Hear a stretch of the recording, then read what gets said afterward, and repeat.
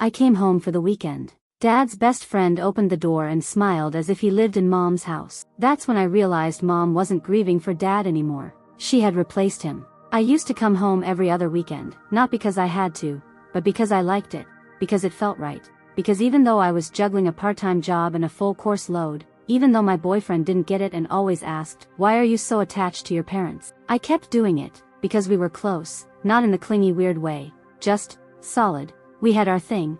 Dad worked with his hands, came home with grease on his sleeves and stories about stubborn bolts and idiot co-workers. Mom ran the house like a quiet machine, smart, calm, made lists for everything, handled bills and birthdays and broken dryers. And me, I floated between their world and mine, the city and the house I grew up in, the dorms and the backyard where I learned how to fix a flat tire, and hang laundry in the wind. We weren't rich, we weren't broken, we just worked, together.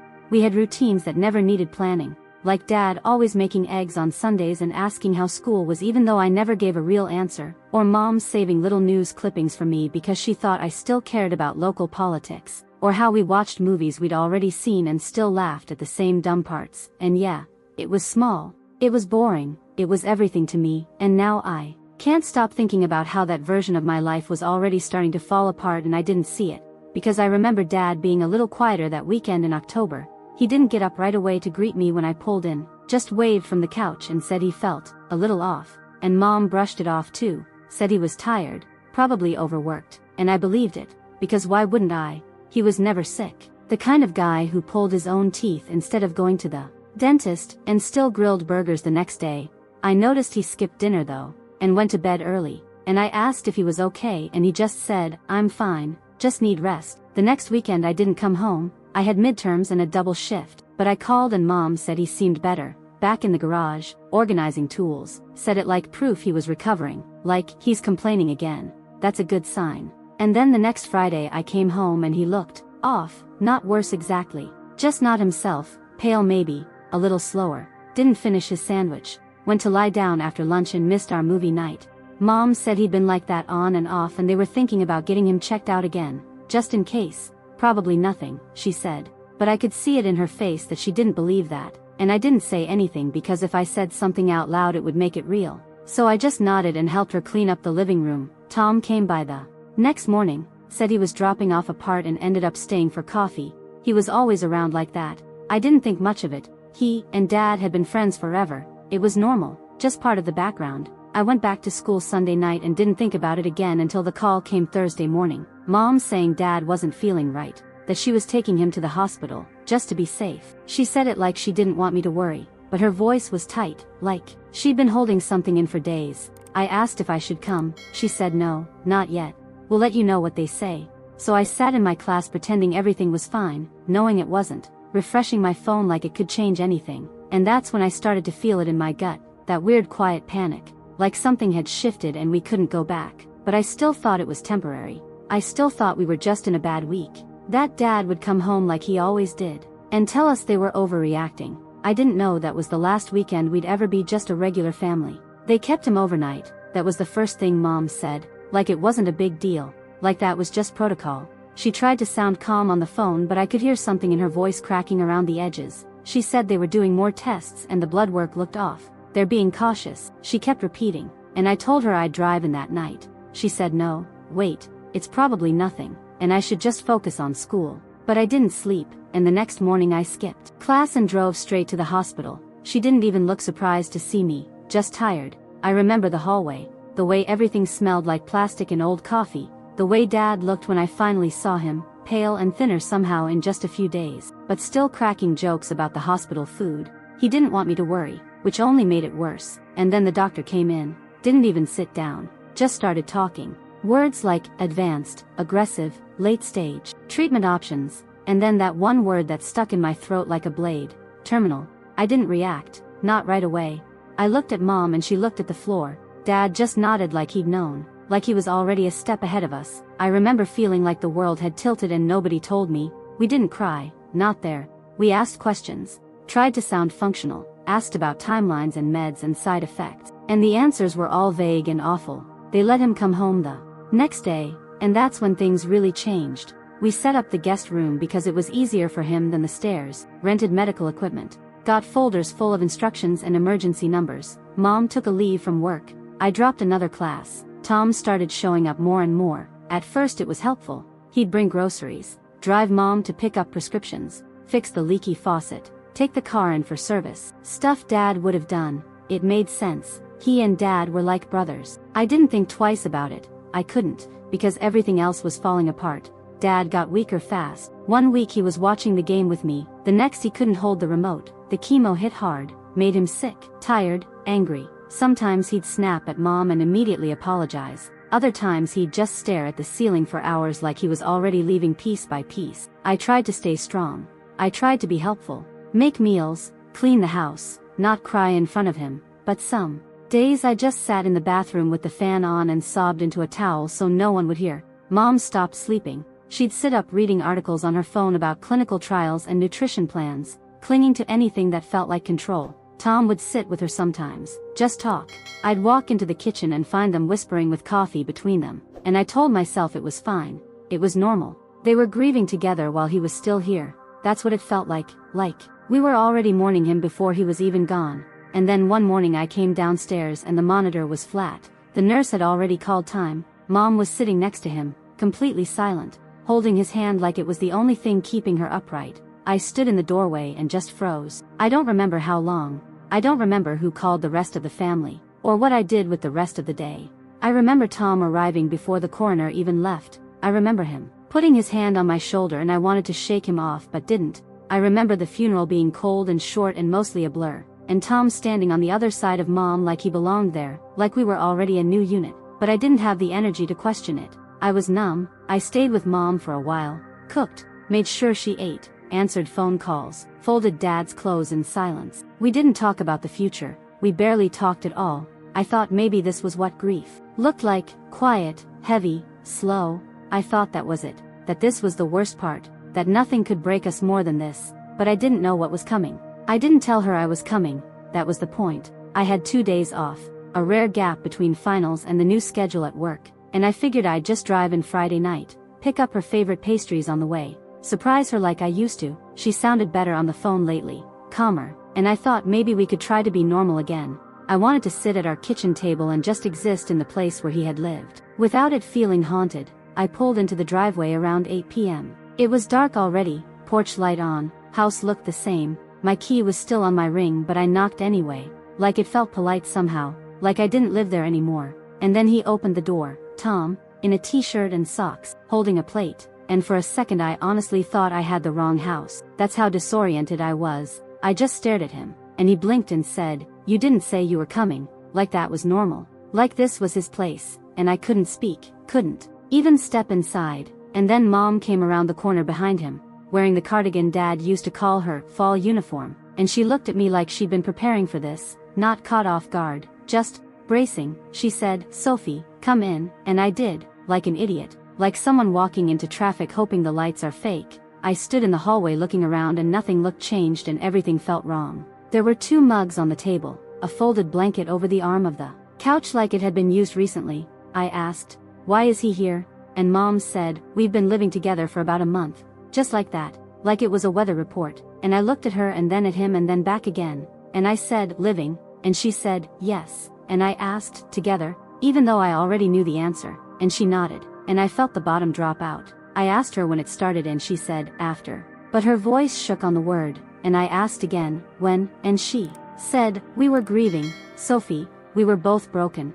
It just happened." And I asked, "Did it happen when he was still alive?" And she looked away, and Tom said, "That's not fair." And I said, "No, what's not fair is watching my father die and then walking back into the house where he lived and finding his best friend in his spot." And Mom told me not to make it ugly. She said, "This isn't what you think." And I laughed because I didn't know what else to do. It was all ugly, no matter what she meant. And she said, "Please try to understand." And I asked her what part one was supposed to understand first, the betrayal or the fact she didn't think I had a right to be angry. And she said, "I didn't want to tell you like this." And I said, "Then why didn't you tell me at all?" And then I just left, didn't even say goodbye.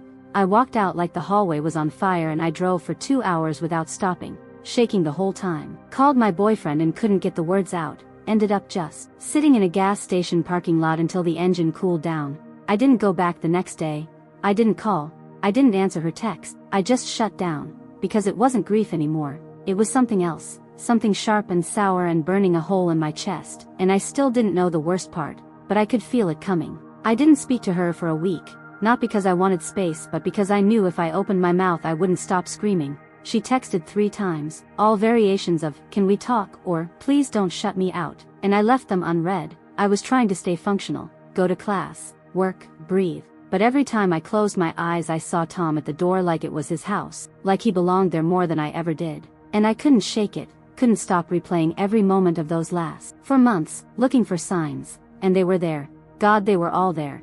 But I didn't want to see them then. I remembered Tom staying after visiting hours, to help with meds, sitting too close on the couch when Mom was crying, taking her hand during the funeral like he had a right. I remembered walking into the kitchen one night and seeing them standing too close, voices low, her back to me, his hand on her shoulder. And how I told myself they were just comforting each other, because who would think otherwise when your dad is still alive in the next room? But now every memory felt rewritten, every kind gesture felt infected, and I finally cracked. I called her. I didn't say hello. I didn't ask how she was. I just said, "Were you sleeping with him before Dad died?" And there was silence, long enough that I almost said it again. And then she whispered, "It wasn't like that." And I said, "That's not no."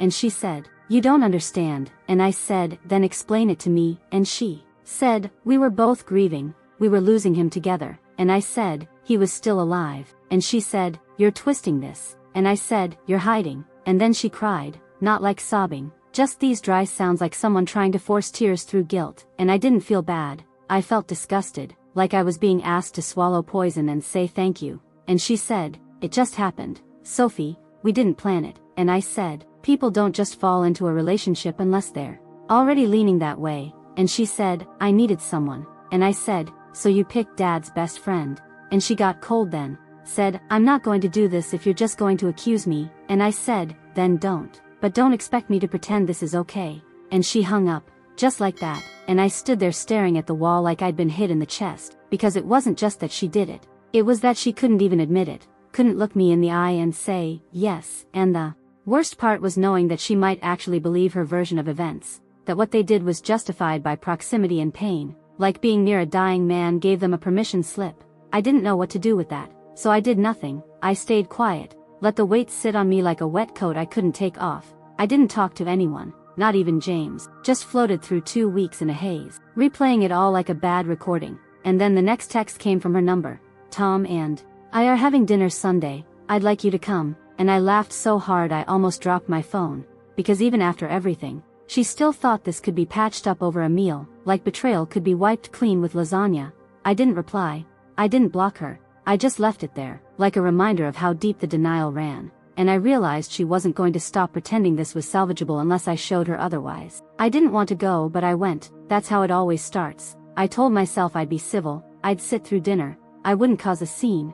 I needed to see if I was wrong, if maybe I'd overreacted, if maybe she really was just lost and scared and clinging to the one person who was around when everything fell apart. So I went to see my grandparents first, Dad's parents, the only people left in that family I could stand to be near. And they were gentle with me, quiet, respectful, didn't pry. Grandpa made tea and Grandma made those horrible cookies she swore I liked as a kid.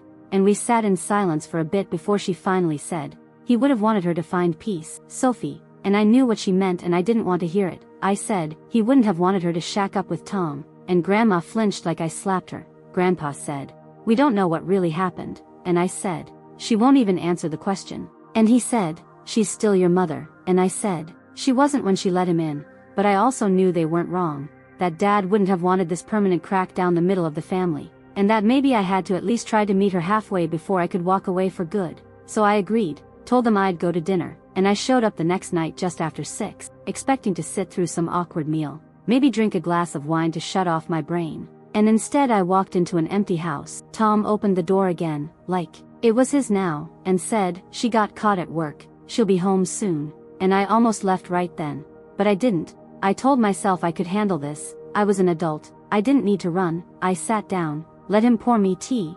We made small talk, bland and stupid, weather, work, grocery prices. And then the shift happened. I can't explain it exactly, but I felt it like a drop in air pressure. The way his eyes lingered too long. The way he smiled a little too wide. And then he said it, "You've really Grown up, you know, and I went cold, said, thanks, like that would end it, and he kept going, you look more and more like your mom every day, and I said nothing, stared at the bookshelf like maybe it would save me, and then he said, I always admired her strength, but there's something different about you, and my stomach turned. I stood up, said, I'll wait outside, and he said, don't be shy, Sophie, we've both been through a lot. I'm just saying you're beautiful, and I snapped, full body disgust, I said, you're a fucking creep, and he said, I didn't mean anything by it, and I said, you've meant everything by it since the moment you moved in, and I stormed out, sat on the curb with my hands shaking, called my mom the second I could breathe again, told her exactly what he said, what he did, how he looked at me, how I would never set foot in that house again if he was in it, and she didn't ask if I was okay. She didn't say she'd talk to him, she said, Sophie, this is insane, you're making things up, and I said, I swear to God if you don't get him out of there, I will, and she said, you're jealous, and I said, of what? The man who hit on his best friend's daughter, and she said, you're trying to ruin this for me because you're still angry, and I said, you should be angry too, and she said, don't call me again until you can be rational, and she hung up, and when I tried to text her after, I got nothing, and the next day I was blocked. I sat with that like someone poured cement in my chest. I told my grandparents and they just sat there, pale, quiet, said they believed me but couldn't tell her what to do, that she had to see it for herself. I said, she won't, he's in her house, her bed, her head, and they said, then we wait, and I hated that answer, but I didn't have a better one. I went home, back to work, tried to pretend I could focus on anything, started texting James again, just to talk, just to have someone who wasn't pretending this was fine, and somewhere in all that noise I promised myself I'd survive this, even if it meant cutting my own mother out of my life like a tumor. I stopped talking to everyone except my dad's parents and James. I blocked her number, his too, deleted old texts, photos, even that voicemail where dad called just to remind me to check my tire pressure. I saved it for months and one night just erased it without thinking and then sat on the floor shaking like I'd pushed myself off a cliff.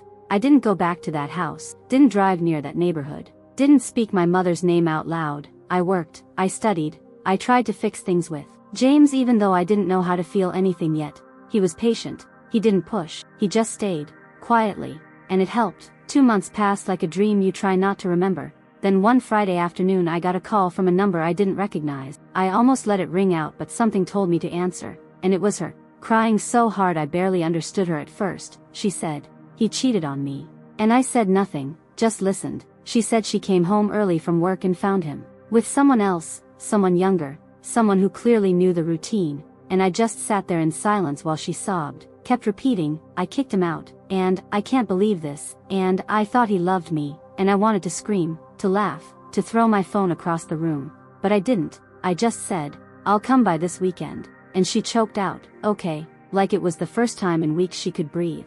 I showed up Saturday morning and for the first time in almost 3 months, I stepped back into my childhood home, and it didn't feel haunted anymore. It felt empty, light, like someone opened a window and let something rotten blow away. He was gone, his things were gone, not a trace of him left except the dent in the couch where he used to sit, and she looked small, like a different person, her face softer, less defensive. She hugged me without saying anything and I let her, not because I forgave her, but because I missed her, and we sat in the kitchen drinking coffee that neither of us touched, and she finally said, I'm sorry, and I said, I know, and then we both cried without trying to fix it, without blaming each other, just cried, like we were finally grieving the same thing at the same time, and she said, you were right, and I said, I didn't want to be, and she said, I missed you every day, and I said, so did I, and that was it. No big speeches, no dramatic declarations, just quiet, honest wreckage, and when I left that night I realized for the first time in months I didn't feel like a ghost anymore.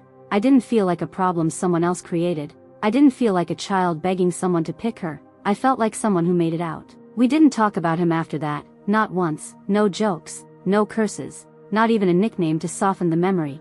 It was like he never existed, and I think that was the only way we could survive it. Mom didn't try to explain anymore. She didn't tell stories or look for sympathy. She just apologized one more time 2 weeks after I came back and then never brought it up again. And I was grateful, because I wasn't interested in reliving the version of her that defended him. I wanted the woman who raised me, who stayed up late sewing my prom dress when I cried over the store one not fitting right, the one who taught me how to write a resume and balance a checking account and that, please, means nothing without eye contact. She was still in there, just buried under grief and confusion and desperation. And slowly, week by week, she came back. We started talking more. Not daily but often enough to feel normal. She started sending me random articles again. Ones she thought I'd like, not heavy ones, stuff about city bike programs or weird recipes I'd probably never try. She started cooking again too, little things like soup or banana bread. And she'd text me photos of the counter like she was proud, and honestly I think she was, not of the food but of herself,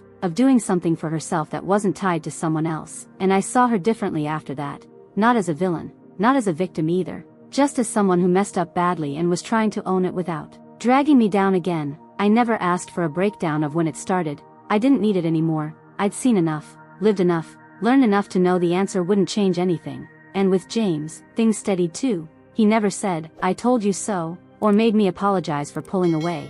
He just let me drift back into the space I'd left. And one night after a movie, we sat in silence and I said, "Thank you for not leaving." And he said, "You didn't either." And that was the first time I felt like myself again, not the broken, bitter version I'd been dragging around since February, but me, the one who used to believe people were mostly good. And maybe I still don't fully believe that, maybe I never will again, but I believe I am, and that's something. I still think about my dad a lot, not with anger, just with this quiet ache like a bruise that never fully fades. I wish he'd seen what came after, not because I want him to fix it, but because I think he would have told me I did the right thing by walking away, and I think he would have understood why it took me so long to walk back in. 1 year later to the day, I drove to the cemetery with the letter in my jacket pocket. No flowers, no candles, no rituals, just me, a warm coffee I didn't drink, and the piece of paper I'd rewritten 7 times before settling on something that didn't sound pathetic, angry, or like I still needed anything from him. The weather was exactly like it was that morning,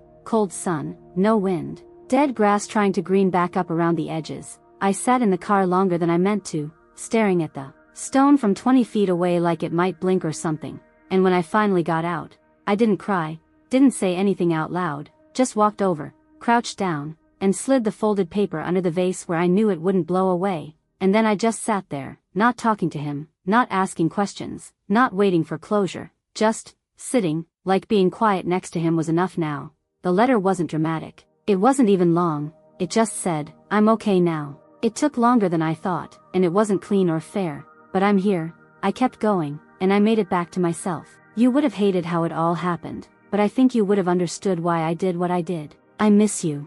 I wish you'd gotten more time. I wish I'd asked more questions. I wish you'd been here to tell me when to stop trusting people who smile too much. But I'm learning. And I'm okay. That was it. That's all I needed to say. There was no big weight lifted, no spiritual release. Just a dull kind of peace, like closing a browser tab you'd forgotten was open for months. I walked back to the car, turned on the heater, didn't check my phone, didn't call anyone to say where I'd been, just drove around for a while with the music low, let myself feel it all but didn't fall into it. And later that night I sat in my apartment, fed the cat, texted James a dumb meme, made dinner, watched some show I've already seen 3 times. And at one point I looked around and realized, this is my life now, not the one I planned, not the one I thought I'd have, but mine, and it's quiet, and it's full of people who stayed, and I don't need everyone to understand why I walked away. I don't need to explain why I drew the line where I did. I don't need to forgive people who never asked. I don't need to go back and fix a story that broke itself. I just need to keep moving.